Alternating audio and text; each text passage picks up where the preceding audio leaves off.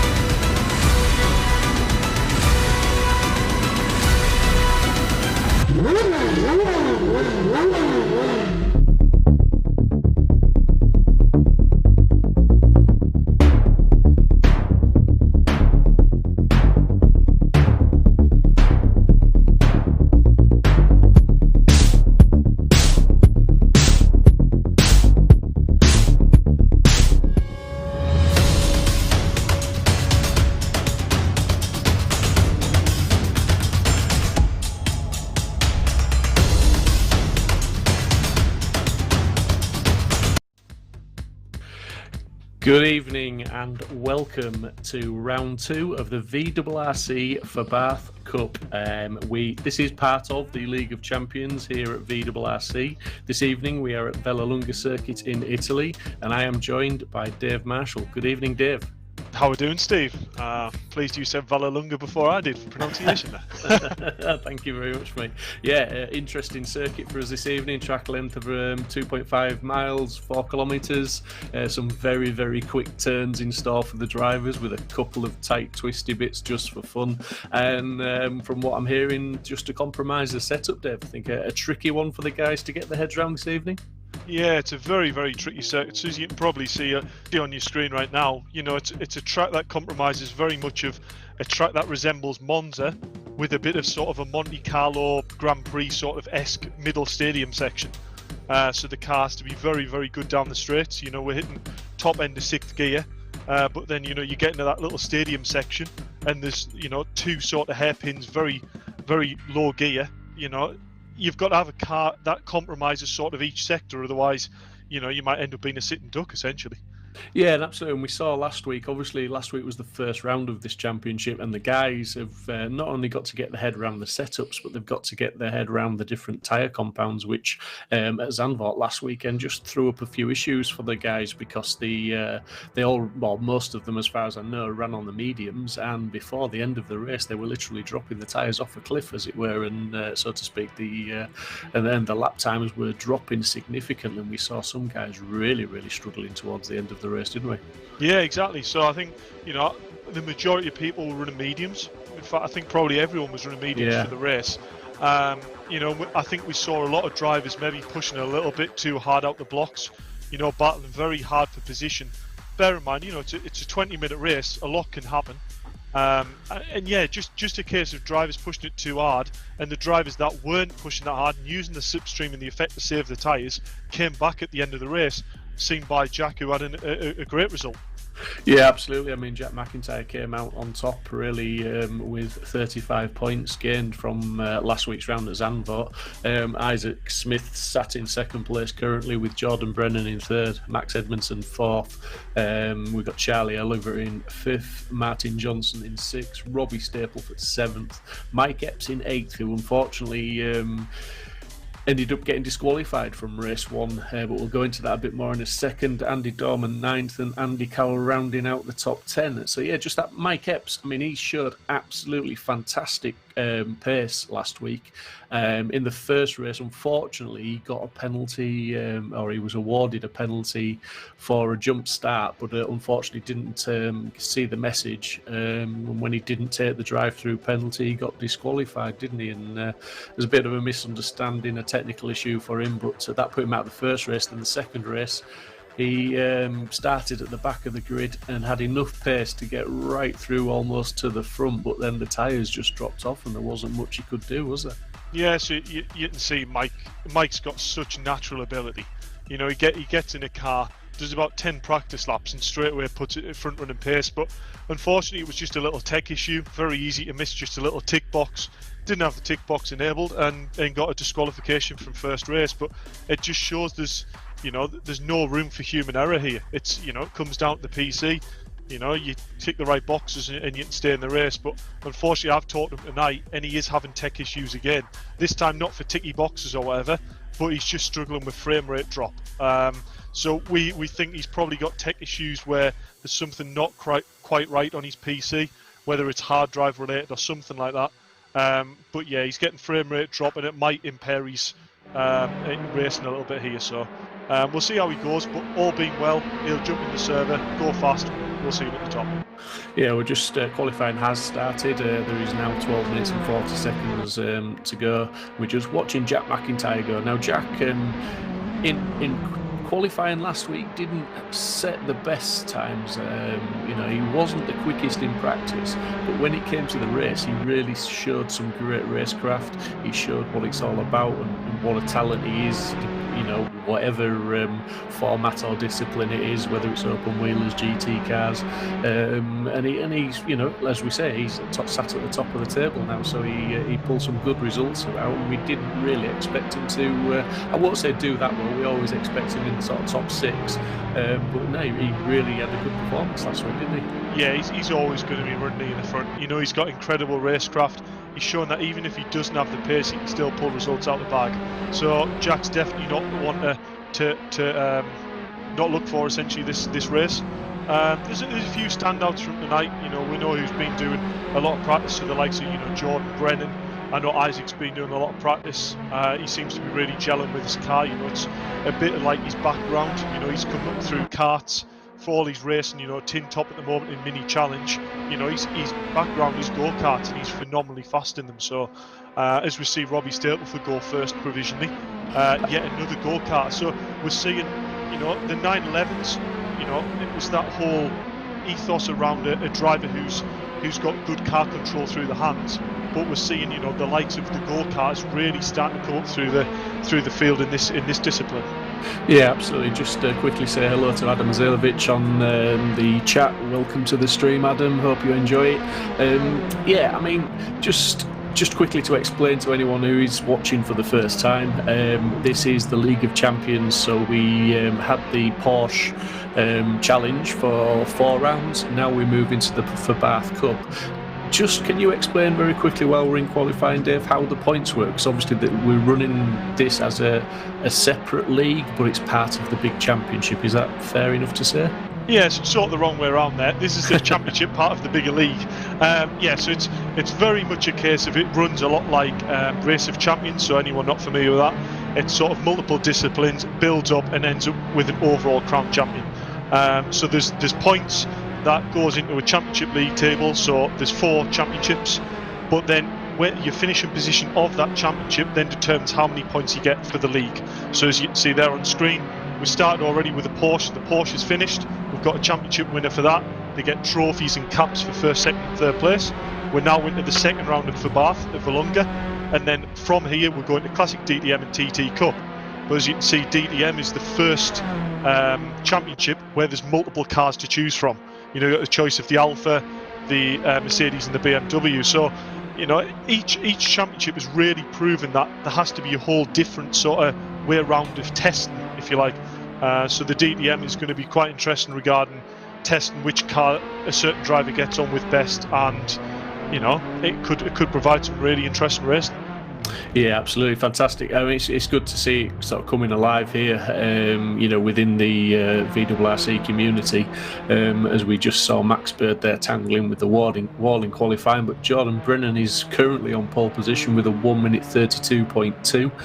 Robbie Stapleford 0.06 of a second behind, so he's chasing hard. Isaac Smith is only a 10th down. Jack McIntyre in 4th place, just about half a second off, with Max Bird about the same, just over half a second off, and Eve Johnson as well in 6th place. The times are very close, Dave. Is this what we were expecting in qualifying? Is this how the practice has been shaping up this week? Yeah, I mean, we just saw there, that was the stadium section there that I was referring to, that Jordan was in. You can see Isaac here coming across the start-finish line straight. So this is the section of track that more replicates something like Monza. You know, really long straight, lots of opportunity for slipstream. So we'll maybe saw Max Bird there, got a car slightly better set up for these straight lines, but then just struggling in that stadium section. But yeah, Jordan Brennan, stunning time there. But yeah, we're expecting to see things close. You know, this is the first round of the championship where the ballast is applied, so it goes off the first championship standards. It's only 1 kilogram per car difference, all the way down to 12th place. So first place from the last round, which was Jack in the championship, has 12 kilograms of weight on. And in 12th place was Mick Sutton, so he's got a kilogram on. So it's really easy to work out who's got what weight. So yeah, we're going to see that just sort of stabilise that grid and bring their lap times really close. And just well, for me, to be fair, because how much difference will that ballast make on this type of car? Because obviously with the Porsches, yes, we had ballast. They'd probably handle the ballast, would you say, better than these cars? Will it affect these cars more, the ballast? Or not? It's an awkward one to say. I mean, I'm the one who does the testing and puts the ballast in the car. So if it's wrong, it's my fault, essentially. But when I test it, the 12 kilograms is normally worth somewhat of 3/10. It was the same for the Porsche. I don't really want to apply maximum ballast where it rules a person out and puts them sort of near the bottom of the pack. I just want it to sort of bring them down closer to the midfield. So maximum ballast I tend to place somewhere in the 3/10 margin per track. So 12 kilograms just, was about right in this car for about 3/10. So you'd work it out that, sort of 6 kilograms is going to be worth just over a tenth difference. Yeah, I mean, we're looking now at Rob Butler just going around. Rob's another sort of front runner on a given day. He's had some good results as he actually dives into the pits now. But in some of the other championships and the other races that we've run at VRRC, Rob certainly can be a contender for race wins and certainly for podiums. But I think tonight on this track as well, with the long straights and then the sort of first turn, which it is a turn, but it's still flat in these cars. There's going to be some awesome slipstreaming, I think, tonight, and some possible opportunities where potentially you could get overtaken at the first part of the straight and then come back at the challenger on the next, almost straight away. Yeah, so round one in the Fabarth, we were at a track that starts off very, very narrow. It's very clustered. This is going to be a round where we're going to see the front runners get away, but they're not going to pull away. Even if one of them gets a jump off the line, you're going to see the slipstream pull them right back in going into turn 2, because turn 1 is absolutely flat. So let's hope we don't see too much carnage, but it should lead to some very, very interesting racing. As we see Robbie Stapleford there on pole, where we probably expect him, to be fair. Jordan Brennan only a tenth back, Isaac only 2 tenths back. This is going to be some seriously close racing. Yeah, I mean, we can go all the way down to it's 11th place, Mick Sutton, who is 1 second off pole position. So we've talked about Mick Sutton quite a lot in the last few rounds. Mick's one of the ever improving drivers that's relatively new. I say relatively new. He's been racing with VRRC now for a few months, and he's getting quicker and more consistent. And it's just a second at the moment off pole, which I'm sure Mick wouldn't mind me saying that a few races ago in some of the other cars that we've run, it would have been 2 or 3 seconds off the pace. So it just shows the improvement that can be made with racing with these faster drivers. Yeah, I mean, anyone who sort of, looks at Mick being a second off the pace and go, well, he mustn't be that good of a driver. Trust me, you try and get in these cars and go a second off pole. It's not an easy benchmark to try and set. So Mick's doing incredibly well to be only a second off the pace. But actually, as I say that, Robbie Stapleford with the 31.7 nearly gapped the rest of the field by half a second there. I mean, that is a serious lap time to put in. That is a serious lap. It is, isn't it? But I mean, we obviously are looking at qualifying, and Robbie Stapleford is there with that 1:31.7, which is a quick time because, as we said earlier, the setups on these cars round this track, it's going to be about compromise. But what they won't have to worry about in this section is the tyres, because obviously I would imagine they're probably running the mediums and they'll be pushing fairly hard to get that fastest lap. Sorry, I was going to say that, Steve. Actually, I'm noticing that all the drivers are running on softs. They're running softs. They're running soft, so we must be finding that that round 1 was really hard on tyres.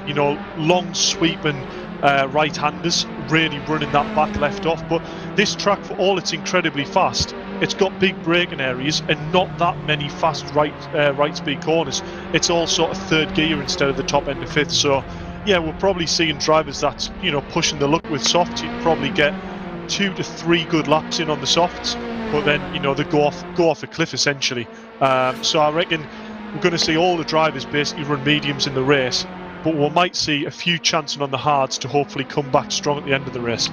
Yeah, but what I was going to say though is that, you know, obviously that they're pushing as hard as they can at the moment, and we've seen from a couple of onboard shots how twitchy these cars are because the setup is a compromise. As we see Mick Sutton going at the moment, he's currently going a little bit quicker.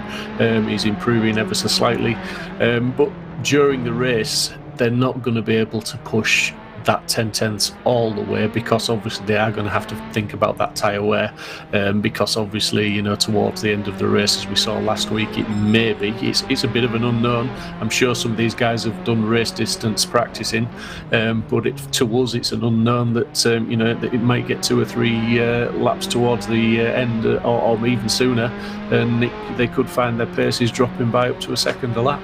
Yeah, I mean, if I was in Robbie's position right now, I'll be thinking, you know, I've got nearly half a second in my back pocket here on pace. You know, I can afford to back this car off, take it steady round some of the tyres that corners that really wear the tyres down. You know, and just relax the car a bit. You know, don't push the car too hard. And I think the race will come to him. But you know, we might see Jordan that pushes aggressive off the line and really tries to push the pace of the race. And you know, it's going to force Robbie into putting his foot down and scrubbing them tyres. Yeah, absolutely. I mean, just seeing some of the cars running on the curbs, are there some curbs around this track that they do need to avoid that are just a little bit too aggressive and, you know, and upset the balance of the car, or they're pretty much free to to abuse the curbs, as it were? So what we found is we see Jordan Brent coming into turn 2 here. This double right-hander, you can't really see it, but there's like an undulation midway through after the first initial right, and it can sometimes unweight the back of the car. It's almost off camber, so that's one corner there that you have to be really careful of. Regarding curb strikes, as long as you're hitting pure tyre, the car tends to absorb it okay. It can spit you off somewhat. Where we really run into issues is any curbs where you catch the middle of that car, because you just bottom out and your tyres lose all traction. Yeah, so we'd see Jordan running wide on that tight left-hander. That curb is almost flat, but especially when we come into the stadium section, there's a tight left hairpin, and then there's a left and a right after that hairpin, and that's caught a good few people out that now. Yeah, absolutely. I mean, we're looking now, Robbie Stapleford, like you say, he's lucky. He's in the pits. He's parked up with 25 seconds to go, so he's happy with that. He's thinking he's pretty much got that covered off. Jordan Brennan is just under half second down. Isaac Smith in third. Oliver sat in fourth. McIntyre is in fifth. He's just he improved to get up into fifth. He was in sixth. Edmondson's in sixth. As we see that, Edmondson goes up to fourth. Oliver's in fifth. McIntyre sixth. So it's just changing now in the closing stages. Rob Butler's in 7th, Max Bird 8th, Johnson 9th, Dorman 10th, Fairclough 11th. Mick Sutton, who we're watching go around at the moment, is down in 12th. Carroll 13th, Gallagher 14th, and Larmy 15th at the moment. So just watching the final few guys complete qualifying here as the clock has gone to 0. So they're on their closing. Mike Epps hasn't completed a lap, Dave, so I'm wondering if he's got that frame rate issue and he's maybe just going to start at the back of the grid and see how the race pans out for himself, maybe. Yeah, so you can see he's actually in the server. He's out on track now, but as Mike said, he hasn't done a lap yet, you know. Yeah, you know, he's a smart driver. He's going to probably come through the grid. He knows he has pace. But yeah, it can be really distracting for a driver, you know, get them frame rate drops, you know, just disillusions where your car is and where other people's car is. So if he thinks it's going to compromise someone else's race, I'm sure he's willing to take the back seat and put it in the pits for the race. Yeah, definitely, and like you say, it's about confidence as well when you're driving these cars, sort of flat out around the track, and if you start getting frame rate drops and things like that, and it's like you say, you don't want to take anybody out, so probably the safest thing will be to park up. But I'm sure Michael make that judgment. He may even have got the problem sorted out. But that concludes qualifying for round 2 at Vallelunga, and Robbie Stapleford indeed does take that pole position from Jordan Brennan in second.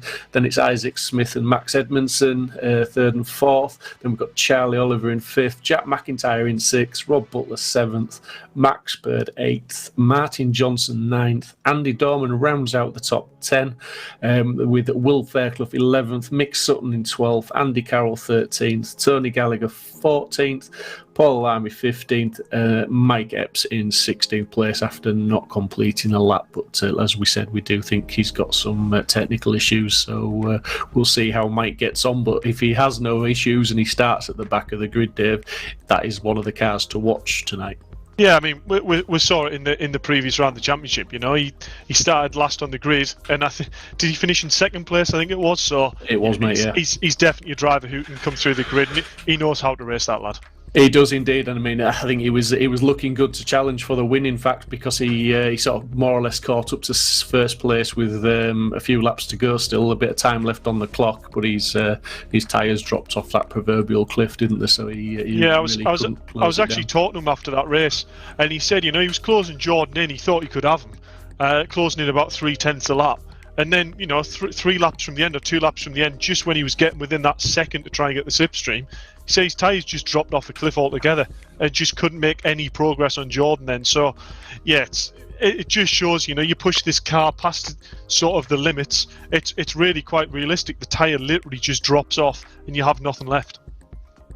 Yeah, so that'll be. I think more of the drivers. Maybe you may be able to tell me better, but I would imagine. I mean, I know if it was me racing there tonight after last week, I would have definitely done a few practice sessions where I've run full race distance on a set of tyres just to try and assess the wear.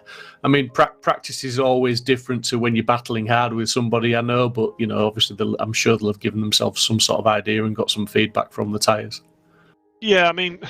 The thing is, I've done a bit of testing myself. With being a 10-10s coach, I've got to do, I don't know how many 100 laps I've done around here already to get the setup dialed in. But yeah, the hards just don't seem to switch on at all. They're quite consistently, but they don't have the pace. If you're racing a car of mediums, you would just think the amount he would pull away by, you're just not going to catch him. So I don't think we'll really see anyone go on the hards. But yeah, we might see a good few people on the mediums. Well, I see Robbie Stapleford, our pole sitter, has dropped into the interview box for a chat, Dave. So I wonder if you'd like to go ask him a couple of questions and see if you can find out what his plan is for the race. Yeah, no bother. Right, then, do we have Robbie Stapleford there? Evening, Dave. Our pole sitter. I can't deny I'm reasonably happy about Robbie sitting pole, and a good coaching session yesterday, and you put it on pole. So yeah, I mean that must have been a fair hooked up lap to do a 0.7. Yeah, just got some good space. Wasn't too close to the person in front, and pretty much just got every corner nailed. So yeah, I was gonna ask about that actually. I mean, it looked quite busy out on track. Is it proven to be a track where you need to get into space to put a proper good lap time down? Yeah, because unless you get space, you just catch them down the straight, and then you just lose time going into the corner because you have to brake earlier because you're going twice the speed. So. Yeah, I mean, I was wondering whether we're going to see any drivers sort of trying to help each other in quality regarding slipstream, because I'll probably say, is it worth maybe 3 to 4 tenths of slipstream round here? I don't know, because I haven't really been much behind people and tested it, so I can tell you. Oh, well, you're going to learn in the race, that's for sure. Yeah. I mean, Jordan's sitting in 2nd place and Isaac in 3rd, so you're going to have some fast runners behind you. What's your strategy for the race? Are you going to try and look after the tyres early on, or are you just going to gauge what Jordan does and try and push it that way? Probably just get a good start, try and get away, break the toe, and then just cool down and maintain the gap to whoever's behind me. Oh well, great pull, phenomenal lap time. You got a bit of time in the bag. So yeah, good luck with the start, and we'll hopefully speak to you after race 1. Yeah, thank you, Dave. See you. No bother, Robbie. See you. So Robbie Stapleford, our pole sitter there. Just a couple of people in the chat. Jeff Edmondson says, well done to Max, good start. And Carl Stapleford, good luck to everyone. Well, the cars are now all on the grid. We are just waiting for the lights to come on and get things underway tonight. Really excited. Think this is going to be a fantastic race, Dave, and I think it's going to be some good tight, close battling this evening. Yeah, I've got to admit, round one was some fantastic racing. But this is a proper racetrack. We're going to see overtaking basically all the way around this track. So let's hope for not much carnage. And I'm very, very excited for this one. Yeah, well, we've got the safety car option, obviously, if there is any carnage in lap one, just to group things up and give everyone a chance to reform. So we'll see what happens there, but hopefully, like you say, it's a good wide open track. The turn one proper doesn't really hit them for a good way around here, because the turn one that is Curva Grande isn't really much of a turn, is it? So we'll see what happens, and hopefully we'll get away clean this evening, and I'm sure Robbie will have his head down and be looking to get into turn one in the lead, as the lights are all now on, and we are just waiting for them to go off and get things underway. And indeed they are out and off they go, and instantly there's a couple of cars jockeying for position a bit further down, but it looks indeed like Jordan has got the jump on Robbie a little bit there, and it looked like he was just getting into the lead, as somebody else is making a hell of a start through the middle of the pack there. Just on the bottom of your screens there on the right, there was someone storming through, but looking at Robbie, still got that inside line, and indeed he holds it and manages to keep the lead, which it looked like he was going to lose to Jordan at one point there. Yeah, I think I just caught out the glimpse of my eye. I think Jack McIntyre just lost the back end a little bit going into turn two, so I think he's just dropped down the pack a bit, but we'll see if he comes back through. But yeah, you saw the start there, fantastic start by Jordan, got the overrun, but then Robbie Stapleford just on slipstream brought it straight back into turn two and got the job done. Yeah, and it looked like, again, the jostling for position. There's a couple of cars running wide, but Jordan and Robbie really, the slipstream's having a massive effect there, because I think they've almost swapped position a couple of times already on this lap, and Robbie's still at the lead and still holding his own there, and just looking at Jack McIntyre, who has dropped places and is down into 10th place as we speak at the moment, but Isaac Smith is also in this battle for the lead, as it were, on the back of Jordan Brennan, and nobody will want to lose touch with anybody, will Dave? They'll all want to keep in the slipstream, and indeed the safety car has been deployed now, so obviously they will all bunch up and nobody will have to worry about losing the slipstream at the moment. What Robbie Stapleford will have to worry about is he will be in control of the restart once the safety session is, or the safety car goes back into the pits. Yeah, it's not what we want to see, that, is it? I think it was a bit of a big collision further back in the grid. Saw a big jumble up, but I can't quite believe it that Mike Epps from the very back has made his way up into PA. I mean, that just shows, Keep your nose clean, Dave. That's what it's all about, isn't it? It's about preempting what's going on in front. And sometimes, if you just anticipate things a little bit, maybe don't go into a corner full commitment because you can see something going on, you can avoid a lot and make up a lot of positions. It's speaking from experience there, I have to say. But yeah, well, I just noticed in the chat there, there's a lot of support for Max Edmondson. He'll be pleased. He's made his way up to 4th place, so Max is going strong. Let's see what he can do after the safety car start. Yeah, interesting. It'd be interesting to watch, like I say, Jack McIntyre, Mike Epps coming through the field. Jack McIntyre's lost some positions, but we know Jack's never out of it. He will be battling to try and get back up onto the podium at the very least. But the real battle now will be once that safety car comes back into the pits.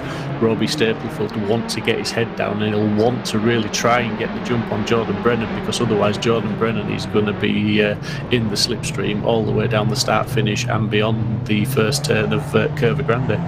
Yeah, I mean, I will say before the safety car comes in, because I imagine it will be coming in this lap, anyone who is on the hard tyres, this is really not playing in their hands. It's given a good lap here, running the minutes down, where the people on the medium tyres aren't wearing them down. So anyone who's on the hards here, that strategy is probably not going to play out.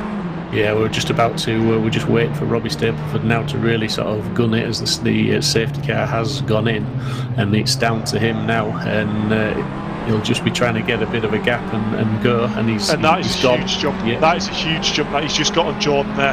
I actually think this might play into Isaac's hands. Isaac's right on the back of Jordan here. You know, Robbie will be thinking, hopefully that battle go down into Mike turn 2. Mike Epps has got the jump as well. He's up into 7th now on the restart. He got Gallagher off the line, and he's making good progress. And again, you know, he's out of one slipstream past Gallagher, and he's straight into the slipstream of Johnson. So he's making good progress. Dear me, I'm just watching there how close that's getting between Isaac and Jordan. This is what we knew we were going to see. You know, the slipstream. It's like go-karts where it's like a stream of 20 karts. You know, this is crazy. Yeah, absolutely. I mean, when you look back there and you can see 2, 3, and even 4 cars wide and the jinking around. But yeah, Robbie Stapleford really got he aced that restart. As we see someone else off in the background there, that looked like maybe that's Mick Sutton, I think, that's gone sideways, lost the back end, and he's all the way to the back of the field, unfortunately for Mick. But yeah, Isaac's really on the back of Jordan Brennan. Robbie Stapleford managed to give himself enough breathing room to maintain the lead, and he's got just over half a second lead at the moment. And Jordan Brennan now, I think he's focused a little bit more on Isaac Smith behind him. Yeah, I just don't know whether Jordan's maybe just sitting this one back a bit. You know, we noticed from the round before that, you know, his tyres dropped off a cliff really early in the race. So maybe that's showing that he's slightly harder on the tyres than some of the other runners. So maybe he's just sitting this one back, letting Robbie drive away a little bit, and just trying to protect his tyres. That hopefully he can come back later on in the race. Yeah, we've just seen Mike Epps has just gone past Max Edmondson as well to get, so Mike's now up to 5th place. That's absolutely astonishing start to the race for Mike, but Max Edmondson just showing him, he's looking like he was going to go around the outside, but he's certainly close enough to make an attack, and indeed he's just jinking around there, but Mike's sort of going defensive and going over to the inside there and defending very well and not really giving Edmondson anywhere to go, but Max just needs to be canny and just follow Mike, because Mike's got the pace, and potentially Mike will pull them up through the field. Yeah, I was going to say that actually. You know, he can see the pace Mike's got. If he's smart, he'll tuck in, try and get the slipstream, and really work with Mike to try and close the gap to Charlie and Isaac. But as we see there, I believe, was that Jack McIntyre trying to have a go at Max there? Absolutely, yeah, it is indeed. Yeah, McIntyre's joined the party, so it's a 3-car battle. I mean, nobody's really spread out at the moment. They are all very, very close still, as we can see on the screens there, all running very, very wide, using the rumble strip and a little bit more, but you know, they're all keeping very, very close together, as you can see from the relative timings. But we've got Robbie Stapleford after 3 laps, he's in the lead. We've got Jordan Brennan, who is now 1.3 seconds back from Robbie, so Robbie has really dropped the hammer, and he's not really, I would say, managing any tyres. He's just he's going for it, isn't he, at the moment? And Isaac Smith in 3rd place, Oliver in 4th, Epps in 5th, Edmondson 6th. So Edmondson is still behind Epps, but he's got McIntyre in close attention in 7th behind him, and Jack's coming back through the field after dropping down to 10th on the opening lap. Johnson in 8th, Gallagher 9th, and Robbie Walters rounding out the top 10 currently. But yeah, some good racing. That they are starting to spread out a little bit into little groups, but I don't think anyone's really got any clear air other than Robbie Stapleford at the moment. Yeah, I mean, I just hope Robbie isn't pushing these tyres too hard. As we see Max Bird there into turn 2 using that same overtake manoeuvre. I think he's just done 2 cars. I was going to say he did 2 there, but he's I think that's Gallagher just got back at him a little bit, and you know, he just maybe he let Max go quite deep there and cut back on him, didn't he, and dive back down the inside of him. But yeah, I don't think Tony Gallagher was too happy about overtaking 2 cars there, so I think he gave him a bit of an argy-bargy off the side of the track there. But you know, as we see Jack McIntyre really applying some pressure here to Max Edmondson. Yeah, Edmondson and McIntyre are swapping positions, as you can see on the leaderboard. They're just up and down a little bit, so Max Edmondson defending well, McIntyre really attacking hard and actually getting in front on a couple of occasions, but Edmondson coming straight back at him and holding that 6th place. But Mike Epps has just pulled away from Edmondson at the minute because he's having to defend from McIntyre, and Epps is closing up on Oliver pretty quickly. Yeah, I'm just under Robbie Stapleford's time here. I just hope he isn't taking too much out of them tyres, you know. He's put a lap time in there on the previous lap, half a second faster than anyone. You know, that's a huge amount of time to open out. So we'll just have to watch Robbie and see if he gets that tyre degradation happening. But yeah, Jack might be close enough here, coming out of turn 1. The last corner, sorry, down towards turn 1. Might just by turn 2 have enough just to show his nose into turn 2 and put Max under a bit of pressure. Yeah, definitely. I mean, Brennan up ahead. He's pulled a gap of nearly a second on Isaac Smith. So Jordan Brennan could potentially, if he can manage that gap to Stapleford, he could be also managing his tyres for a bit of an attack later on in the races. We're just looking back now at Max Bird, trying to make his way through the field, currently in 10th place, but looking to try and get past Gallagher again, but not managing it on that occasion. But he's still in the slipstream. He's still jinking left to right, and he's still putting Gallagher under quite a bit of pressure.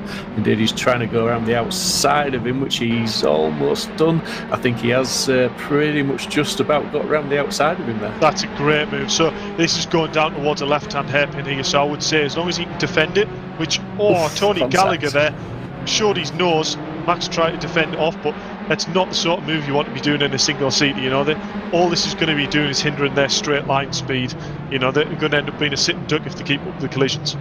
Yeah, absolutely. That sort of tin top tactics in an open wheel car that don't really go together. It is a totally different discipline for obvious reasons. So you just want to try and keep things clean. As we're looking at Rob Butler now, who's into 10th place, and he's now behind Tony Gallagher, and he's got in front of Max Bird. All that contact's just cost Max Bird a place and pushed him down to 11th place. And indeed, contact again further back there. A couple of cars gone off. That looks like Max Bird again and Rob Waltons. That's not what we want to see. That is. I don't know whether I missed it, but I don't quite know where Rob Butler came from there.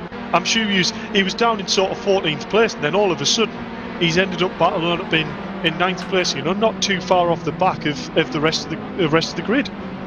Yeah, absolutely. To be fair though, some of the guys back there that were running pretty close together, and as we saw, Max Bird almost took 2 cars in one go. The slipstream's a powerful thing, and you can get past one guy in front of you and he pulls straight back into the slipstream of another car, and it can be very advantageous indeed, and help you to make up a few positions. But Jack McIntyre still not got past Max Edmondson, and he's actually dropped back to round about half a second behind Edmondson at the minute, albeit still close enough and in the slipstream to make a move. But yeah, it's just Edmondson weathering the storm, so to speak, with Jack McIntyre at the moment, as we're now following Tony Gallagher, who is in that 10th place behind Rob Butler, and with Andy Dorman 1.5 seconds further back from Gallagher. So he's clear behind. Gallagher needs to focus on Butler in 9th place and try and get back on the gearbox and make some moves. Yeah, you know, Tony's new to the VRRC Championships. I think he was actually recommended them by Rob Butler. So they're quite good friends themselves. So running, you know, 9th and 10th place, Tony be thinking, if I just hang on the back of Rob here, maybe he'll help us draw us back onto the pack and make some places up. Yeah, well, I mean, that is one thing with the Formula racing of this sort of level is, you know, you really can work together as drivers, using the slipstreams to help pull yourself back towards the front of the field if you do it the right way, rather than battling and defending all the time, and just use the slipstreams to tow each other along. Oh, massively. I mean, I'm just looking at the timing sheet here again. You know, you've got Mike Epps on a 32.8 last lap, Max Edmondson on a 32.9, and Jack Mack on a 33.0. You know, you're talking a 10th of a second between 3 runners there. You know, I mean, actually, we've just noticed Robbie Stapleford dropped down to 7th place. Yeah, I was just going to say, mate, as you were talking there, saw Stapleford dropping like a stone, and he has dropped down to 7th place. So it'll be interesting to see, to talk to him and sort of wonder what's happened there, basically, with him, because he's now a second behind McIntyre, as we can see on our screens there. He's in fact, he's got Johnson in close attention, and he's having to defend from Johnson at the moment to keep that 7th place. So massive disappointment for Stapleford, as seeming like he almost had the I won't say the race in the bag because of the tyre management situation, but he certainly had a healthy lead and he had a bit of a cushion. Yeah, I mean, I'm looking at his car here and I can't see any visual damage, so I don't think he's hit a wall or anything like that, but maybe it was a spin because he's pushed his tyres too hard, which I was worried about with the lap time. So yeah, maybe we're just seeing the tyre degradation here, or maybe it was just a simple spin in that little off-camber turn 2 right-hander that I was on about.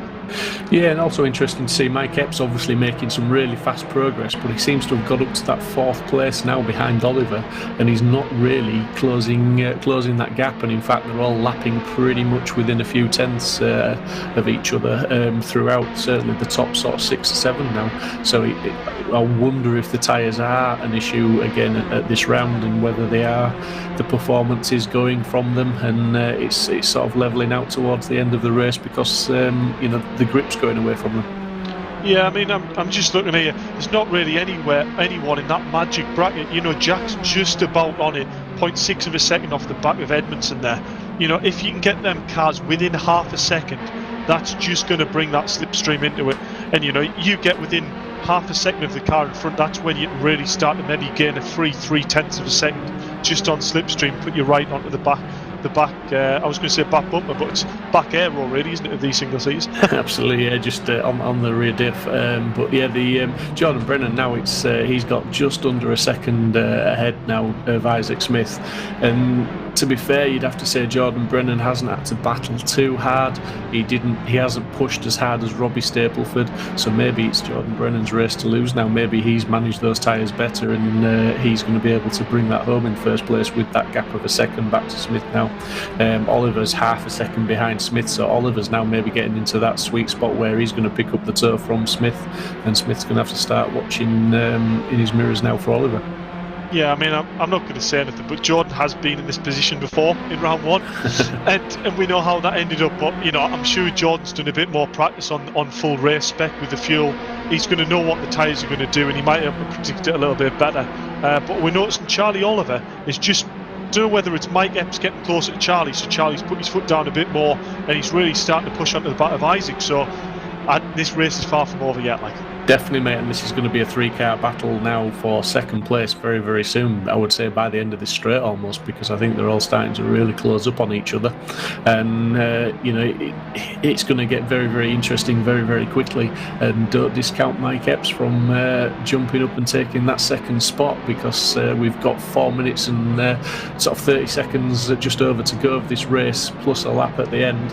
And, you know, it's getting very tasty and getting very, very close. There's 3 cars all there within sort of covered by around about a second.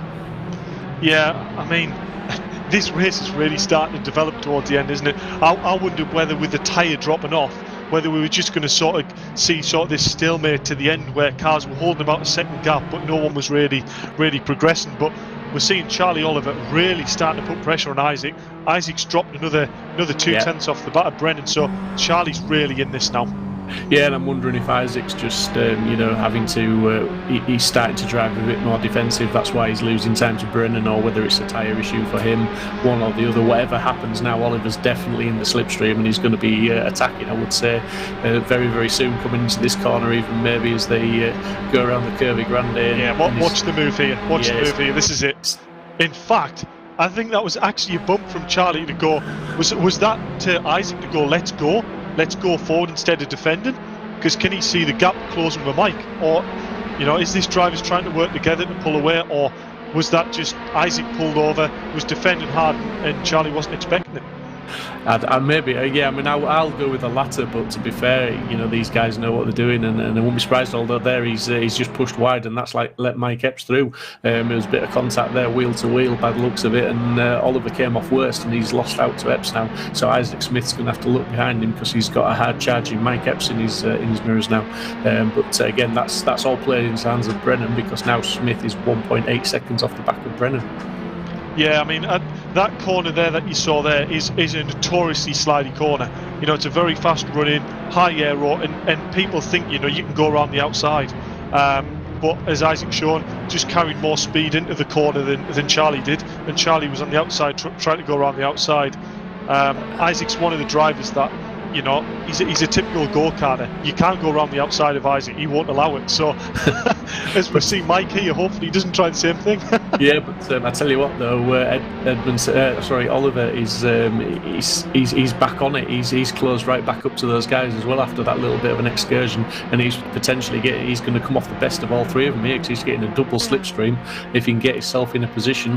But he's definitely in a position where he can take advantage of any mistakes, any contact, as we see a little bit of a almost wheel to wheel rubbing again there. Oh God, I don't even want to watch this. I don't even want to watch this. I mean, Epps is pushed wide, Isaac Smith there, and it's looking like there was Charlie Oliver there repaying the favour for the turn after. There it is. So that's Isaac Smith now has dropped all the way down to 6th place. Epps is up to 2nd at the moment as we speak. this is all happening now in the closing 1 minute and 30 seconds of this race to go. Good evening, Michelle Dunn. She says hi, Josh. But yeah, this is Jordan Brennan, 3 seconds in the lead. Mike Epps all the way through to second place from started last on the grid. Oliver in third, Edmondson currently fourth, McIntyre up to fifth, Smith down to sixth, Stapleford down to seventh, our early race leader. So yeah, it's all up, all happening, all getting interesting as we're on board in the bottom right of the screen there with Jack McIntyre. Top screen is the battle for second place with Epps and Co, as it were, and they're all still very, very close. I think this can all still change in these closing moments of this race, Dave. I don't believe it. We just saw Max Edmondson there. I believe that was the tyre issue again. They just lost the back going out of the stadium section. Hopefully he can hang on and bring home a top 10 there. It's promoted Robbie Stapleford up into 6th place now, just behind Isaac. So Robbie's crawled his way back up. As we see Charlie Oliver here on the back of Mike Epps again in that slipstream, we'll see a late lunge into turn 2. Yeah, and Jack McIntyre, our current championship leader, he's now up to 4th place. So again, from a steady start for Jack McIntyre, and currently he was down to 10th place after lap 1. He's now back up to 4th place. So another solid performance from Jack. As we're looking at Oliver on Epps, and it's looking like he got a bit of a slipstream there, and he's potentially putting himself into a position for the inside here. I think Mike just ran slightly wide there coming out of turn 2 onto the gravel, and it just gave Charlie really the overspeed to try and get alongside him. But then obviously he didn't have the slipstream, and it's allowed him to have the slipstream up the hill with Charlie. As we see, Mike Epps is still defending into the hairpin on the inside. Is Charlie going to get the cut back with a better traction? No. See Mike just hanging on, so Mike will have to be really defensive here going into the stadium section, because when it goes tight here, it's easy to throw an inside move. Yeah, and all the time Jack McIntyre's actually closed up on these two guys as well. But we are coming to the very final few corners of this race. But Jack McIntyre isn't out of this podium yet. He could still get 1 foot on that podium and maybe pull off a bit of a good recovery drive after, as I say, drop down to 10th place on the first lap. But Jordan Brennan's looking like he's potentially going to bring this one home after being handed the win when Robbie Stapleford had an issue. And it's looking like Jordan Brennan is now on the last lap. So he's on the last lap and he's just got to bring it home now. He's got a nice steady gap to the other guys. He's not under any serious pressure. It's all going on behind him, however, with Epps, Oliver and McIntyre. He's just about putting himself in the picture, although he's a little bit too far back to do anything at the moment. He's got the rest of this lap to try and close up, but it's definitely Epps and Oliver battling hard for that second place.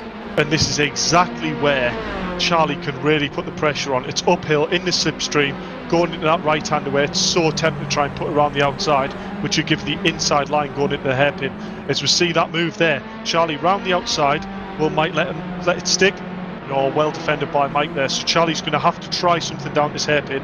Meanwhile, all the time, Jack McIntyre is getting closer.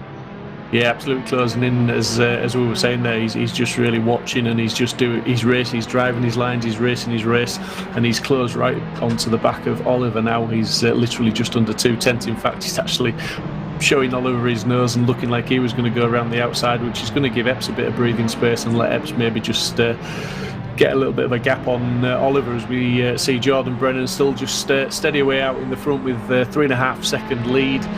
He's not really put a foot wrong this race, and he's going to bring it home for the win as he comes round what is the final corner to take the checkered flag in race 1. Absolutely fantastic drive from Jordan Brennan, winner of race 1, well deserved. Didn't put a foot wrong in that race, Dave. I think he Stapleford handed that lead to him for whatever reason, whatever issue Stapleford had, and Jordan Brennan said thank you very much, and he's brought it home. Epps has brought it home in 2nd, Oliver 3rd, McIntyre a good 4th, Isaac Smith 5th, Robbie Stapleford down in 6th place, Rob Butler 7th, Dorman brings it home in 8th, looking like Johnson will come home in 9th, and Carroll 10th, with Edmondson should bring it home in 11th, and Mick Sutton a bit of a recovery drive in 12th, with Gallagher 13th, and Walters at the moment in 14th, and Lamy in 15th. Fairclough 16th, Max Bird retired to the pits in 17th place. That was a fair list, that. Yeah, it was, wasn't it? It's, nearly confused myself towards the end. Yeah, I mean, that's a great result for Jordan. That you know, he drove a solid race there. It didn't really look like ever he was out of his comfort zone, really. Just drove his own race, looked after the tyres, and brought it home over 3 seconds ahead of everyone. But I mean, standout drive. Mike Epps from the back of the grid, second on the grid. I mean, yeah, definitely, that's a great result, that, isn't it? It was, mate. And I tell you what, I feel bad for Edmondson there, because he was defending really well. He was having a really good battle. He was doing well to stay sort of in that top 6 and just battling hard, battling clean, battling fair. And then he just had that little bit of a spin, bit of an issue, and it dropped him down the field, which is never good to see. Robbie Stapleford, I'm not quite sure what happened to him. He seemed to be really powering away. He got the gap up to around about sort of, well, it was over 2 seconds certainly, and then all of a sudden he just dropped like a stone. Obviously had an issue, a spin, whether it was tyre wear, I'm not quite sure. I'm sure you'll have a chat with him after the race in the Discord server. Yeah, I'm actually going to try and find out now. I'm going to send him a cheeky message and see if I can find a bit of insight to what happened ready for race 2. Just open up the wound a bit more for him. Yeah, you know, you just got to rub the salt in. You know, you only learn from mistakes. So, but yeah, I mean, saying that, it's putting him 6th on the grid. It's putting him in a good position for reverse grid to get him a little bit further up the grid of his championship rivals. Yeah, I mean, what can you say, really? I mean, Charlie, phenomenal race as well. And Jack there with the consistent 4th place finish. You know, it's a solid result. Yeah, absolutely. And I think there's the guys are here for an interview, Dave. So if you want to lead and have a chat with them, I'll let you seem to ask the probing questions. So I think I'm going to let you lead and probe away, buddy. I'll go and well, I'm not going to say what I was going to say actually. Right, how are we doing, guys? I'll start off with 3rd place, Charlie Oliver. A good solid result, but not to say it didn't lack action, that did it? I could say that, yeah. I was trying to go around the outside of Isaac. It didn't quite work out. I think he outbraked himself a bit. And then a really good battle with Mike. But yeah, 3rd's not too bad. It's could be worse. Yeah, I mean, it's always the thing with these championships. I mean, it's quite a short championship, but you've always got to think of championship points. You know, 3rd place is a lot better than, you know, getting punted off and ended up further back in the 10th sort of place. So, yeah, really solid drive there, Charlie. Just interested to know how the tyres were. What was there any sort of serious degradation like it was in round 1, or were they slightly better around here? It's better. I mean, I'm running quite a lot of downforce, so trying to help with that, but it's a little painful down the straights. Yeah, I wondered on that actually, because I mean, it's one of them tracks where you can't really have a car that's good everywhere. You know, you've got the slow stadium section, the tight airpins, but then also the straights quite like Monza. You know, you're a sitting duck in the slipstream essentially. Yeah, and very difficult to pass other than at the end of the straights. So, yeah, pretty tough, but a great circuit nonetheless. Yeah, it's providing some great action and good solid result there, Charlie. Well done. We'll move on to 2nd place, Mike Epps from the back of the grid without any quali. Yeah, it wasn't deliberate, I promise you. But flipping heck, I never thought a computer could give me such a run of emotions, but it can. During quali, I was getting 20 frames a second or something for some reason. So I've restarted the PC, rejoined a few times, and then suddenly it was up to about 60. So. Yeah, I mean, I don't want to curse it, but it seems like your tech issues aren't too bad, or even if you do have tech issues, God help us to how fast you can probably go without them.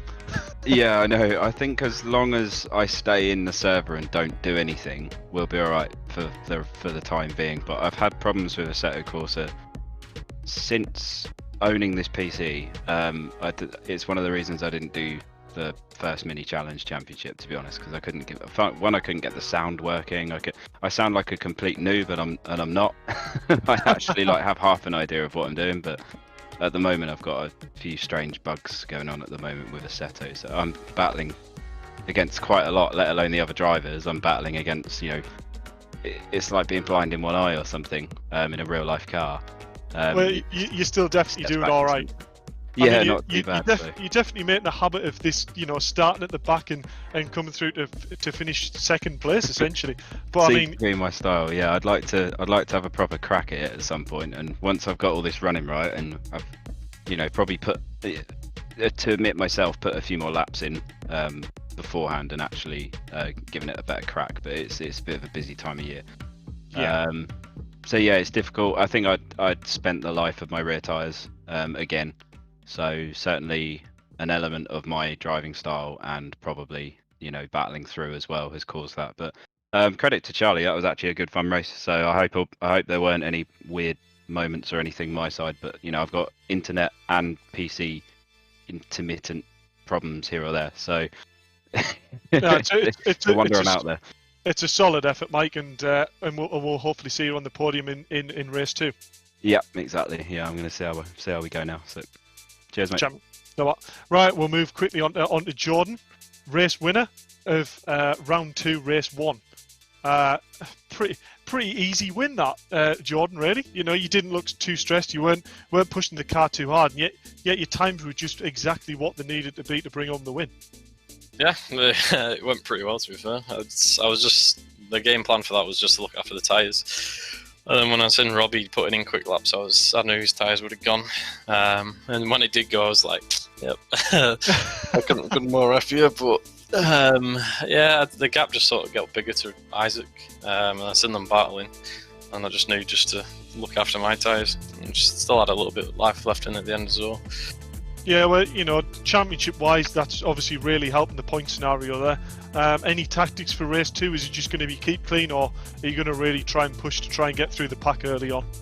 Just look after my tyres again. I'm just going to see what happens. Yeah, there's not really that much strategy you can put forward, is there, in a reverse grid? You get given what hand you dealt. So, good luck for race 2. I'll let you get in the zone, and yeah, we'll hopefully speak to you after race 2. Cheers, thanks. No. So the cars are all lined up now on the grid. We're waiting for the lights. We have got the reverse grid in play. So interesting to see some of the guys now. Will Mike Epps repeat his race 1 performance and battle through to the front? Jordan Brennan there will be starting almost at the back. Is it top 15 reverse? Top 12, Steve. Top 12, yeah.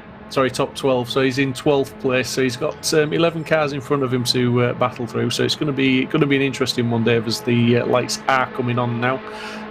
So let's see how we go and see if we can get a safety car free start as they make a great start. All the cars moving away pretty cleanly. A couple of guys getting a real flyer of a start, and a couple of the guys bogging down a little bit on the line there, Dave. Yeah, I think that was a few guys got a good start, but more so Mick just got a pretty terrible one. As I believe, big time there, that was Andy Dorman, I believe, who seemed to get tagged. I think that's going to be almost a definite safety car there.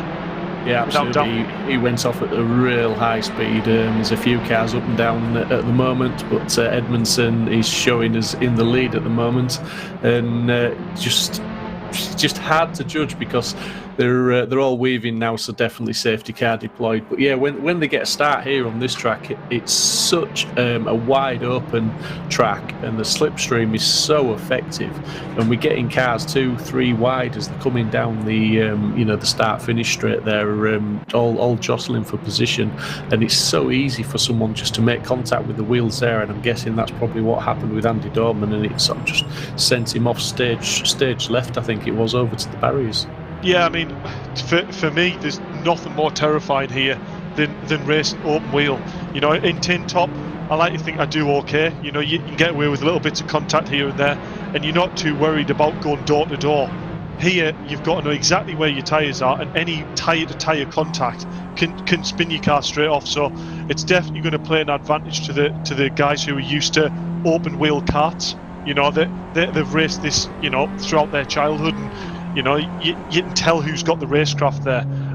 But I believe, unfortunately, in that Andy Dorman incident, I believe he managed to tag Mike Epps. So Mike Epps has also spun and gone to the back of the grid. So that safety car's really going to help. We've got Isaac Smith in the pits as well. Actually, as I've just missed that, I believe the safety car's in. Is the safety car in, or is it still out? Well, they haven't caught up to the safety car, but they're still not racing. They're still just going round at safety car speed. We'll call it virtual safety car race, Steve. Must be virtual safety car. Yeah, but just what I was going to say is though, Edmondson, he showed in race 1 that he's got reasonable pace. He's found himself now at the head of the field. Stapleford in 3rd place. There they've caught up to the safety car. Maybe. So safety cars arrived on the scene. Maybe it's better late than never. But Edmondson and Stapleford. Rob Butler. It's difficult. You start reading down the list of names, and you sort of think. Initially, you think, oh yeah, he's looking good here. But then you look down, and Stapleford in 3rd, Butler 4th. You can't. Oliver in 6th. They're all. Yeah. More crucially, though, Steve, you're looking at Robbie Stapleford in 3rd place. But, think of the bigger picture in the championship. The big competitors, Jordan Brennan, Jack McIntyre, they're down near the 10th place area. So, Max Edmondson, he's got a nice little breather. He's got a car in between him and Robbie. He needs to probably take the pressure off and think Robbie's there. And he really needs to focus on just getting his head down, breaking that slipstream early and looking after his tyres and bringing home the win. Yeah, I wonder if Stapleford's learned his lesson from race 1. If the tyres did just drop off on him, whether he's going to try and sort of come through here and put some pressure on Johnson and maybe then Edmondson, but just try and preserve some tyres as well, or whether he's going to get too much pressure from Butler, Carroll, Oliver, any of those guys behind him. It's very, very difficult, I think, to manage anything as we're looking like we're about to get underway again. Yeah, Max made a good jump there, and you saw Max really opened up that last corner to try and gain all the advantages. We see already Robbie Stapleford getting through on the slipstream. He's going to have to do a bit of defending here into turn 2 to not get re-overtaken. But that's a great gap that Max has managed to open up there, and Robbie made the most of that restart as well. Yeah, absolutely. We're just looking at Mike Epps, who's up to 11th place now. He's sort of making a bit of a comeback. He was down in around about 14th, I think, wasn't he, Dave, initially, after the contact. So he's made a couple of places already. And just looking here now, Stapleford and Edmondson. Is that Edmondson? Sorry, or is it Johnson? He's still battling with. No, it's Johnson. Edmondson's away up the field, the track. He's extended that gap to a 2nd, so he's doing really well. He's managing to pull out a little bit of a gap on these guys, and Stapleford's made that move stick now, and he's got half a second on Johnson. So Stapleford now will get his head down, and in race 1 he did have the lap times to try to open up a big gap at the front, but at the expense potentially of his tyre wear. So I've no doubt he's possibly going to catch Edmondson. But it's how much wear is he going to take out of these tyres catching and then potentially passing. Yeah, so if I was Max here, I'll be really thinking if Robbie gets onto the back of us, I'm not going to defend too hard. The race has got 15 minutes left. Let's just really try and, as we see there, a little slide there. Was that Jack McIntyre? That's Jack McIntyre, yeah. Very uncharacteristically just lost the back end. Did well to catch it, and he's managed to rejoin without any contact with anybody else. But that'll have heated his tyres up a little bit, and more importantly, it's put him back down to 12th place.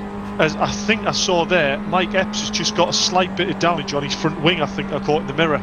So that might be hindering Mike Epps' progress down these straights. But we're seeing Mike, he can race wheel to wheel with the likes of anyone. So if he's going to progress through the grid, I will keep a watch out. Yeah, definitely, and it'd be interesting to see the lap times after this lap as well, to see how hard Stapleford's pushing compared to Edmondson, as we're now watching Epps, and definitely he's got some damage on that front wing, so he's going to be suffering with a bit of understeer, I would say, into certainly some of the higher speed corners. He's definitely going to be feeling that one. Oh, as we just see there, contact with Isaac again. Isaac up the inside, just not really being very forgiving on how much track he's using there. But, it's hard, aggressive racing, but it's getting the job done. It's getting through the grid. Yeah, and it's always, like I said in race 1, it's a bit scary when it's the open wheelers, because if you're lucky enough and unlucky to make contact, but lucky enough that it's wheel to wheel, it's not too bad. But it's you can soon get tangled up, and as we saw right at the start of the race with Dom, and he exits again as there as that looks like Carroll spinning round there and dropping down the field now. I think he got a little bit of a tap on the back to help him on his way, but it certainly cost him a few places. He's down to 11th as he recovers. In fact, he's dropping a little bit further and down to 12th. But we're looking at Walters now in 8th place.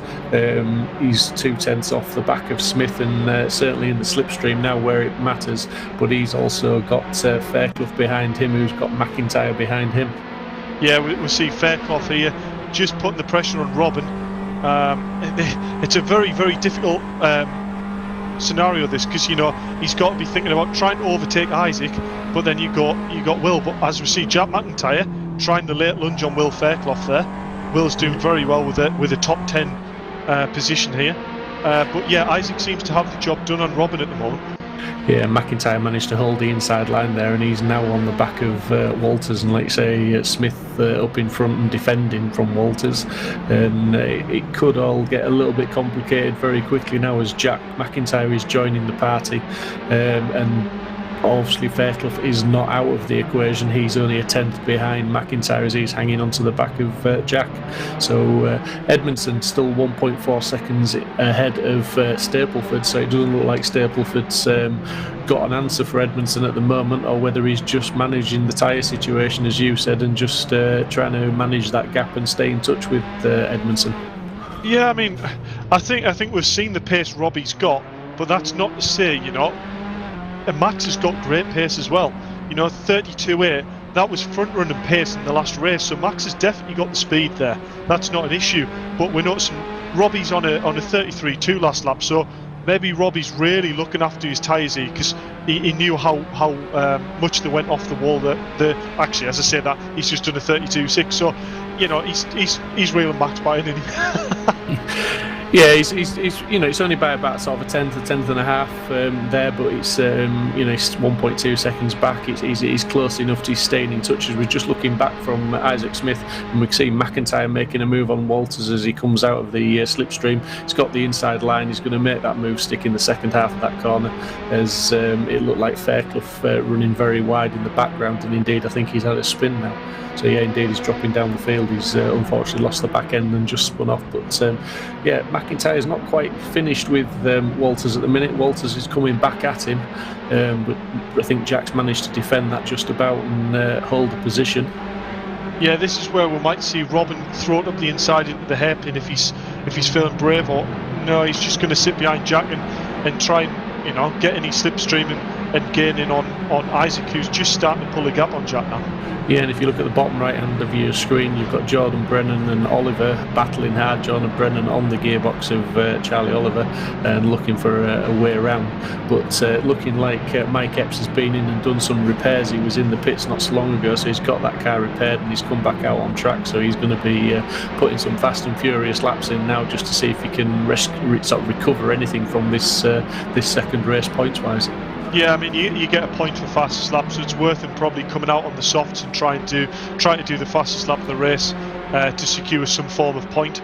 But yeah, I mean, it's not been the race for Mike, has it? Damage early on with what happened at the start of the race, and then the collision with another car, and it's not really gone his way. But fair play to him for staying in the race and pitting and trying to put the fastest lap in. Yeah, and while we're talking about that, Robbie Stapleford's put a 1:32.6 in compared to Max Edmondson's 1:33.4, so 8/10 faster pretty much, and that's putting 2/10 behind Edmondson now. So wow. He's really closed, 3/10. Sorry, he's now really closed that gap up, and he's letting Max Edmondson know that he's under pressure and he's there. So he's probably going to be looking to make a move anytime soon. Yeah, I noticed on the timing sheets there, Jordan Brennan's actually got past Charlie Oliver as well. So everyone's starting to make a little bit of progress on the person in front of you. So, yeah, it's getting interesting. Yeah, and good to see that Walters as well isn't letting McIntyre have it all his own way. He's just about hanging onto the back of him, and these two guys have swapped positions a couple of times in a few corners on the last couple of laps. And Jack McIntyre, I think he's finally managed to make that move stick into 8th place, but he's not had it all his own way. Walters has really made him work for that, as we're now following Jordan Brennan, who is 7/10 off the back of Butler, but he's got Charlie Oliver just under half a second, so 4.5 behind him, keeping him honest and putting him under pressure at the minute. Yeah, as Edmondson and Stapleford are battling, they've just swapped positions. I think Stapleford momentarily took the lead. Yeah, I think they swapped positions twice there in that stadium section. I don't know whether was that maybe tactics by Robbie there to purposely let Max through to try and get the slipstream back here, but if it was, it hasn't worked. But Robbie's diving. Is he going for it? No, Max has defended that really well. That's a good solid drive, and he's going to get on the power.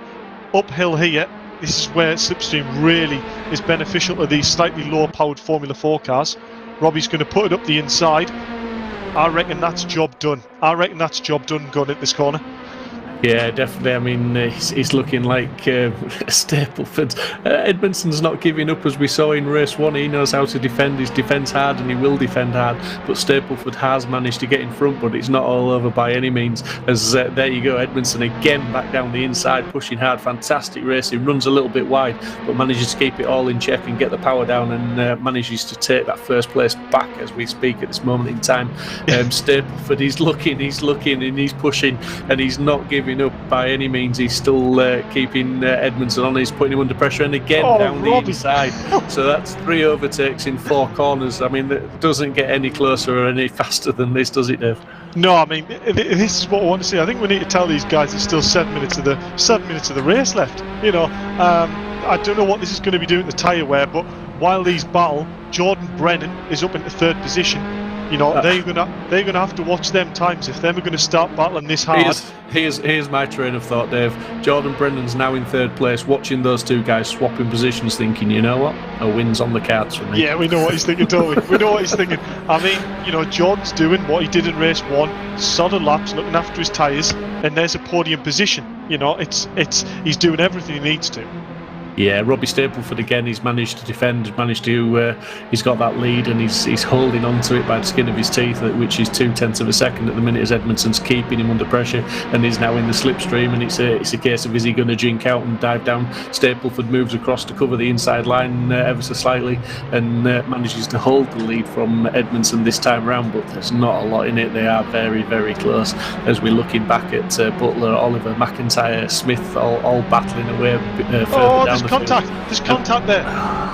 Max Edmondson just late on the brakes. Robbie tried to close the door there, and it's just not worked out. Max has got the advantage, and Robbie's dropped down to 3rd place with all the pressure of Jordan Brennan and Charlie Oliver on him. That's not what you want to see. Some great driving there from both those guys. Really close, really good battling, and the contact it's never great to see. And I'm unlucky there for Stapleford. But as we were saying there, Jordan Brennan, he's rubbing his hands, isn't he? He's now up to 2nd place. Edmondson's just over 2 seconds up the road. Edmondson needs to, if he's got life left in those tyres now, he really needs to just manage that gap to Brennan, doesn't he? Yeah, I mean, to be fair, there was contact there. It wasn't the worst. Max put his nose there, made it known that he was going for the move. And I think Robbie just decided a little bit too late to try and close the door across the front of Max there. And, you know, he did very well to only, you know, half spin it, keep the clutch down, pull away and keep it up into 4th position. So was it probably worth trying to defend it that late? It probably was, looking at how much he's lost out. He hasn't thrown the race away yet. No, definitely not. I mean, if you're watching the stream this evening, first of all, thank you very much for joining us. Secondly, if you fancy getting involved in some of this great racing, then obviously head over to the website, which is www.virtualrealityracingclub.com. You'll find all the details for joining the Discord community, signing up to some fantastic league racing, and you could be featured on the streams in weeks to come as part of all this fantastic racing. As Edmondson, he's managing that gap. It's 2.1 with Brennan. Brennan's got a gap back to Oliver. And the Stapleford's trying to make his way back up now. He's back up to 4th place. He's trying to recover what he can from this race now after some fantastic battling there. And like you say, a bit of an unlucky incident, really. Not necessarily the worst, as we just see a little bit more contact there. And 2 cars running off the track and over the rumble strips. Well, I believe that there was Robbie Stapleford. It was Robbie Stapleford again, and then Isaac being in the gravel later on in the corner. I mean, if I'm truly honest, I sort of knew that wasn't going to work. 2 very, very good go-karts that, you know, them are moves that will work in a go-kart, and it's all about aggression, you know. It just doesn't quite work on a sim in single-seaters, but, you know, it's what they know, and, you know, it makes for great racing, doesn't it? We've had some fantastic racing in what is only the second time out for these cars. So the guys are learning very, very quickly with regards to how to extract the best from these cars. We're seeing Jack McIntyre now attacking Rob Butler, and indeed he's just gone round the outside of Rob Butler, courtesy of a bit of a slipstream. But Rob's trying to come back at him up the inside. He's forcing Jack McIntyre wide, but Jack's keeping it planted, keeping it all in line, and he's managed to just about defend that position from Rob Butler. And Rob's going to try and tuck back into that slipstream and close back up onto the gearbox of Jack again. Yeah, that was a great move. I thought Rob was really going to try and stick that up in inside there, but just didn't seem to have the grip from the tyres that Jack did. As we actually see, Mike Epps has done the fastest lap, so Mike Epps has got that point. I can't see that being beaten with people on older tyres, and I would imagine Mike's probably gone out on softs. No, definitely not. But I mean, just interestingly, with the McIntyre, Butler, Johnson, and now Stapleford, as we can see on the back of Johnson, and looking again just to try and recover something from this race. His sixth position isn't a bad finish, but Stapleford is really, he's had two opportunities this evening, two bites of the cherry, leading race one, battling with the lead for race two, and he's sort of come off worst in both races. Yeah, the only thing I hope is that it then ties really, for anyone watching this stream that sort of hasn't driven this car before, as soon as you start to get like a bit of a slide on, that back left tyre just starts to really overheat rapidly. So Robbie Stapleford's probably doing a very, very good job here in trying to get that up that grid with such big tyre wear. Yeah, it's just looking like Rob Butler's just had a little bit of contact with Isaac Smith and just cost Rob Butler a couple of positions. Mike Epps, just been told, has had an issue as well. He's DNF now. He's retired, but he's put the fastest lap in race. DNF, Dave, does he still get the point even though he doesn't finish the race now? If I'm truly honest, I'm not sure about that one. I would have thought with it being 80% of the race complete, I would have thought it would still stand.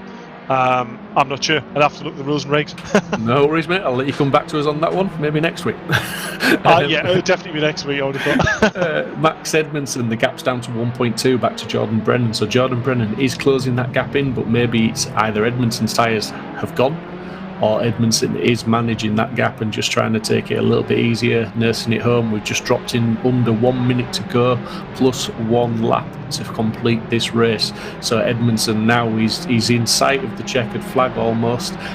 He's got Brennan closing in on him, albeit not too quickly. It was only a 10th faster lap on the last lap. So maybe Jordan Brennan's tyres have seen better days as well. Jordan Brennan, he's a knowledgeable, he's an intelligent driver. Maybe, he'll play the championship game, won't he? He'll be very, very happy with the second place in this race.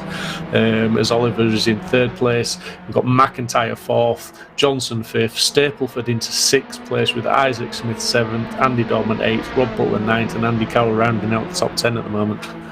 Yeah, I mean, I'm actually just looking at the standings here, and I believe if it finishes like this, Jordan will score 17 points for finishing second, whereas Jack McIntyre will score 13. Now them are separated by 4 points in the championship, so they will leave here as it stands on neck and neck points. Keeping it tight, keeping it close as ever as they did in the Porsche Cup Championship. So Robbie Stapleford just gains another position there. He's up to fifth place. I think it was Isaac Smith that ran a little bit wide and opened the door for Stapleford. And in fact, Isaac Smith is now battling with Andy Dorman. Yeah, if I'm honest, this is a bit of a nightmare round for Isaac. He came into this with third place in the championship, and he's really struggling here. You see Andy Dorman there just give a little punt there on Isaac, but I think Andy Dorman got back off the brakes there, got out the throttle to try and give Isaac the place back. Yeah, definitely looked like that, didn't it? And indeed, Isaac Smith is there, just trying to hold his own, and what is becoming a very frantic closing section to this race now. I think they're just about on to the final lap, so it's all getting a little bit close further down the field. But Edmondson, that gap has come down a little bit more. Edmondson and Brennan split by around about a second, so I don't think Jordan Brennan's going to be able to close that second up. But yeah, it's only a 10th in lap time, isn't it? I think Jordan, he'd be thinking he's happy with second here. He's not going to put too much pressure on Max. Max just drove a great race. You know, he was brave in the early stages with Robbie. He went for moves that he thought he had to, and you know, it's paid off. You know, he's winning the race with Jordan 8/10 behind him. Up as we see Rob Butler there getting a huge slide in probably one of the fastest corners on the track. Yeah, absolutely broke away there, and he was just unlucky. Got some contact with the barrier, so he picked up some damage. But obviously, we're close enough to the end of the race now. He's just going to bring that one home, pretty much where he is, and looking like Edmondson is on the last lap. With the gap is down to 7/10 and closing. So Brennan is pushing hard. He's pushing very hard in these latter stages. He was sort of still only a 1/10 and a half, but it seems like Brennan's just lost a little bit of pace towards the end. But can he just hang on for that win? That is the question. Yeah, I think if I was Max, you know, I wouldn't be worrying too much that Jordan's within half a second. You know, there's not really any more slipstream opportunities coming up in this race. He just needs to look after them tyres and make sure he crosses the line. Yeah, to be fair, he's coming around the final corner now, and he is going to take the checkered flag in race 2, as indeed he does cross the line now, and he takes the win for race 2. Jordan Brennan, fantastic drives tonight, comes home in second place with Oliver. Again, a good evening's results for Oliver in third. Jack McIntyre, ever solid, fourth place. Stapleford, he'll be kicking himself a bit tonight, I think. Dave in fifth place with Isaac Smith in sixth. Andy Dorman is going to bring it home. I'm not going to call these out because they're all very close yet. Andy Dorman does bring it home in seventh place. Carroll in eighth. Rob Butler ninth, and Johnson will be 10th. The rest of the field, unfortunately, DNFs. That was quite a high attrition tonight. Yeah, I mean, I was sort of expecting that, if I'm honest, with this track. You know, it lends itself to slipstream, opens opportunities, and the closing speeds are a lot faster when you get the speed overlap difference. Great race for Max. You know, that was, you know, he showed he kept it on the road, looked after his tyres, brought it home. Lap times were great. I mean, look at that. Last lap, he did his best lap on. No, he didn't. Sorry, that was a second off. I was thinking that was impressive. 32.8, so you can see lap time wise, you know, Jordan 33.0. He's really just, you know, he's walked away with that race a bit, and then he's just backed off towards the end of the race after them tyres. Yeah, and indeed, and just when you were talking about Mike Epps as well, obviously looking down at his best lap was a 1:32.5, so that was a good lap for race pace for him. So, but I think we've got some chaps who again would like some more of your probing questions, Dave, and see what information we can extract out of these guys. Yeah, we're going to have to be a bit careful with that in the future. I think that them expressions here are wandering a bit. Right, I'll go down and have a quick chat with them. Okay. Right then, we'll go to third place, and yet again, Charlie Oliver on the podium. Good solid night for you, isn't it? Yeah, not bad. Trying to mix it with the guys ahead. Not quite there, but yeah, overall solid. Have to look at the points now. Yeah, well, I can tell you now that after race 1, you were up into 5th place. So, you know, you starting to crawl it back, especially closing the points on the guys in front of you. But yeah, we were just talking in the commentary there about the closing speeds, with it being you know, a lot longer straights at this track. Do you find it harder to judge your braking points and sort of the overrun you can get on drivers? Does it make them look like the sort of moves there that might not necessarily be on? Yeah, you have to be really careful, because any kind of misjudgment and you bang wheels and then bits of carbon fiber go flying. It's not like a GT car where you can just touch doors and it's fine. And I think we had 9 finishes out of 17. So that says it all, really. But you tend to get into rhythm, so you feel comfortable. You're not even thinking about braking points, gear shifts, lap after lap. It's just getting into there, really.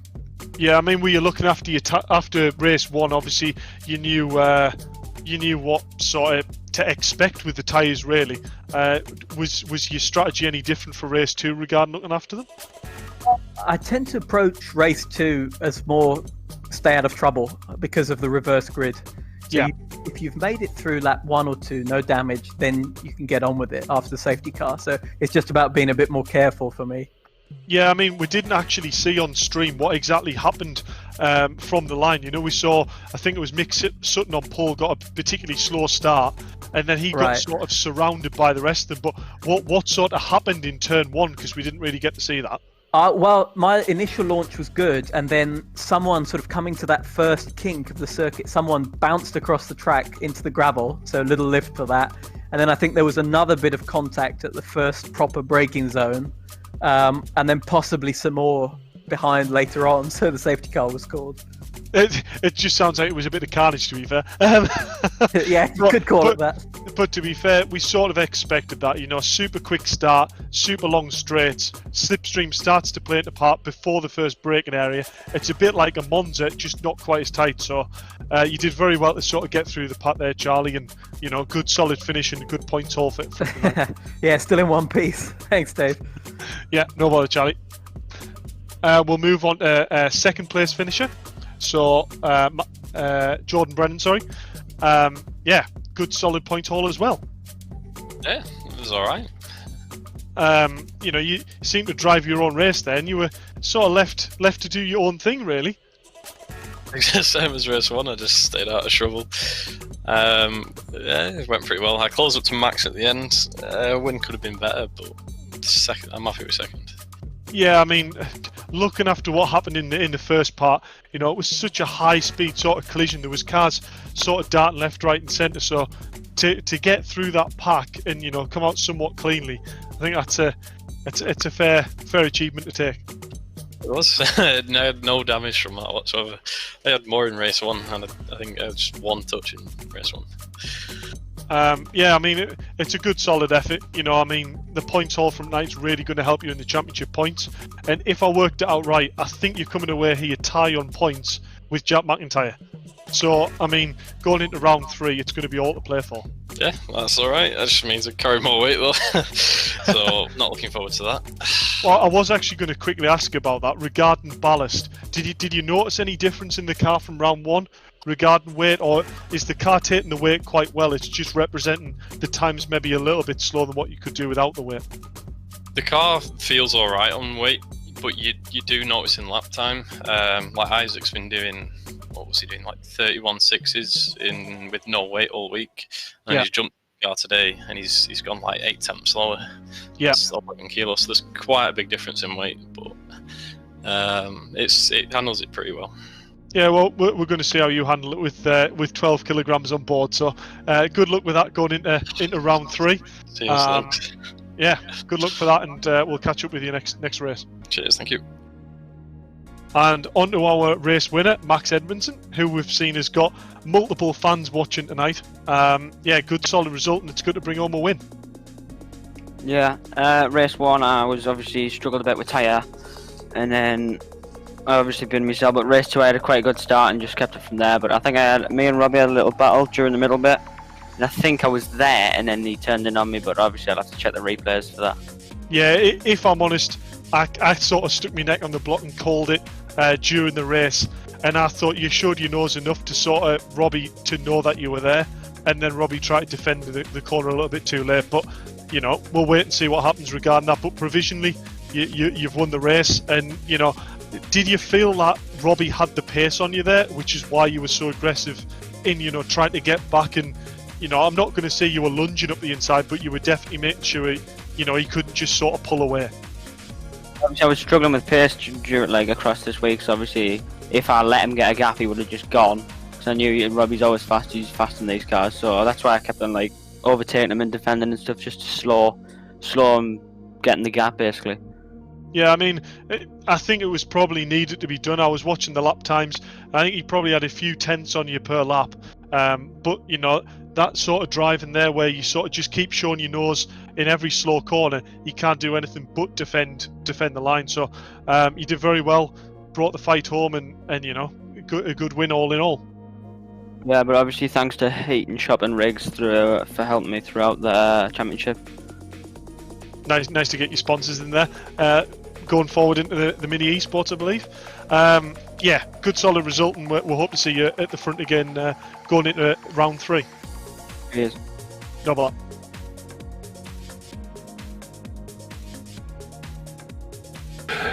Well, So there we go, mate. that's the interviews over for the podium, and some good results, some solid finishes tonight for some of the sort of top runners. Definitely some valuable points scored here in what was some interesting racing. I mean, the first race was was good. The second race was hard. I mean, there was quite a few non-finishers in that one, but some of the overtakes from Stapleford and Edmondson towards sort of the final third of that race, as we just seen on screen there now, it was overtaking throughout the field. It was fantastic racing. These cars really are good to watch, Dave. Yeah, I mean, it's what race 2 brings, isn't it? The reverse grid really jumbles it up, and it shows how the faster drivers can try and get back through the grid of people who haven't been quite as quick as them in the first race. But carnage happens. Certain things are unfortunate, and all it takes with these is the slightest wheel touch. I mean, that must have been about 6 cars going down towards turn 2, all in slipstream, all trying to fight for the win. Yeah, definitely, mate. I mean, it's good racing, and it's good to see the guys are all getting to grips with the cars very, very quickly. As we said, this is only the second round with these cars, and indeed, we will be back on air next week, same time on Tuesday evening, but we will be at the Red Bull Ring, Dave. Any final thoughts on this evening's race before we wrap it up? Yeah, I mean, we're just seeing Robbie Stapleford there on stream. I think he'll be probably disappointed with the pace that he's shown. He's coming away from this round with probably not the points haul that he thought he could come away with. But he's probably just building up now driver knowledge. That's half of what it's about. You enter these championships and you'll learn the sort of traits and characteristics of drivers on the grid. So he'll be probably putting a mark next to Max Edmondson's name, going, if you pass him, he's going to come back at you. So it's all about learning it. It's what makes part of a racing driver. Yeah, absolutely, buddy. Well, I think all that's left to do is to say to everybody, hope you have a very Merry Christmas. Happy Christmas from all at VRRC, from myself and Dave. Thank you very much for joining us. Thanks for your comments on the stream. Don't forget to visit the website www.virtualrealityracingclub.com. You can find multiple sign-ups for multiple championships that are actually open at the moment. Lots of new championships in the new year, including the one that's on your screen now, the MSL Motorsport Consultancy Touring Car E-Series, where you will get to race against some top-line drivers as ever at VRRC. But more importantly than that, I think there's some top-line prizes there as well. Some high-value prizes. I'll quickly run through that, Steve, while we've got time here. So as you say, we've got the Touring Car League, which is starting up on the 30th of January. Huge prize and huge grid of the likes of GT and British touring car drivers on there. You're not going to race next to them sort of drivers on any other sim. So feel free to contact VRRC and get involved in that. But there's also the Mini Esports series, which is the second season.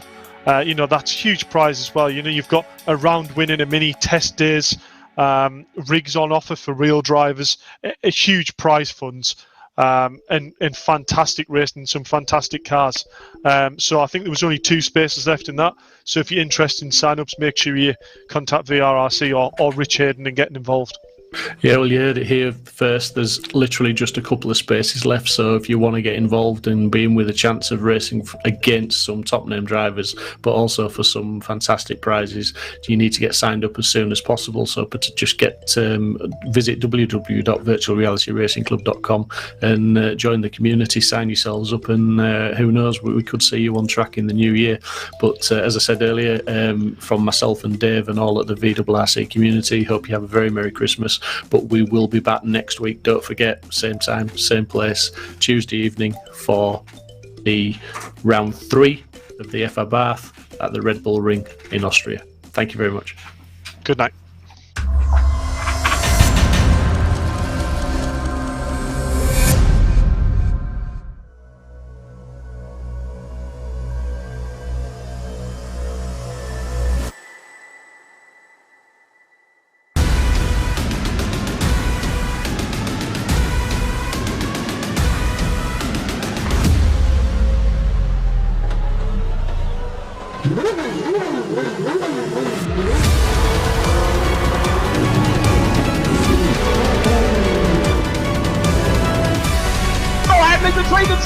The inside of coats. Barker gets too heavily involved. And that's Whitehead and Coates.